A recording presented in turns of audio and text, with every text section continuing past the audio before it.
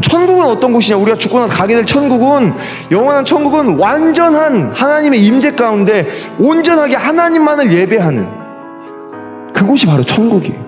그러니까 요한계시록에 등장하는 우리의 비전이 뭡니까? 그러니까 우리의 비전은, 모든 믿는 자들의 비전은 뭐냐면, 이 땅에서 잘 먹고 잘 살고 좋은 직장 가서 돈 많이 벌어서 그 많이 번 돈으로 선교하고 헌신을, 이런 게 아니에요. 우리의 진정한 비전은 예배입니다. 믿으십니까? 천국에 가면 계속 예배를 드린다니까요. 천국이에요, 지옥이에요? 내가 교회 몇 년 다녔다고, 내가 DSM 하고 있다고, 내가 지체장이라고, 조사라고, 간사라고, 책임간사라고, 그 자격 뒤에 숨지 말고, 우리 DSM 기도 많이 하는데 나는 기도 많이 하는가 돌아봐야 된다고요. 기도 많이 하세요? 쉽게 얘기해서 우리 교회 훌륭한데 나는 훌륭한가? 막 자랑스러워. 누가 와서 좀 우리 목사님 설교 한번 들어봤으면 좋겠어. 그게 내 영성은 아니라고. 그 뒤에 숨을 것이 아니라 그 가운데 선포되어지는 말씀 앞에 난 순종하는가? 그 뒤에 이 질문이 던져지는 겁니다. 3장 1절. 그런즉 유대인의 나음이 무엇이며 할례의 유익이 무엇이냐?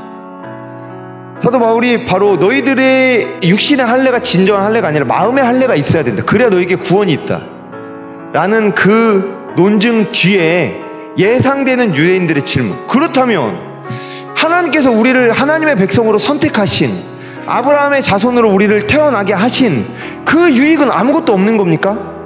유일하게 유익이 있다라고 말하는 구절이 바로 2절이죠. 범사에 많으니 우선은 그들이 하나님의 말씀을 맡았습니다. 그러니까 너희에게 많은 유익이 있는데 첫 번째 이제 가장 중요한 유익은 뭐냐면 너희가 하나님의 말씀을 맡았다. 그럼 그 외에 다른 유익은 뭡니까? 다른 이야기는 없어요.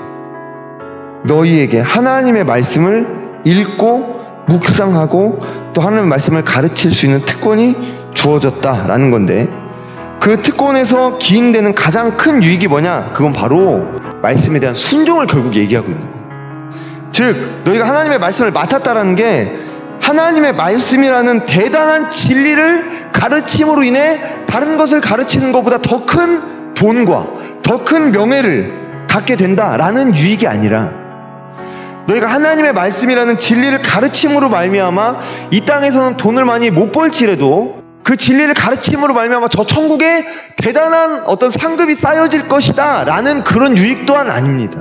너희가 하나님의 말씀을 맡았다라는 것은 너희가 다른 사람보다 하루라도 더 빨리 하나님의 말씀을 깨닫고 하나님의 말씀에 순종된 삶을 살아갈 수 있다, 그 유익이 너희에게 있다라는 거예요. 믿으십니까? 이것이 우리에게 유익이 되는 겁니다.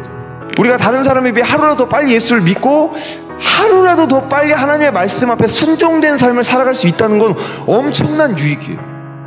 예수님 십자가에 달려 돌아가실 때 그 옆에 매달렸던 강도가 죽기 직전에 회개하고 예수님으로부터 이런 고백을 드렸잖아요.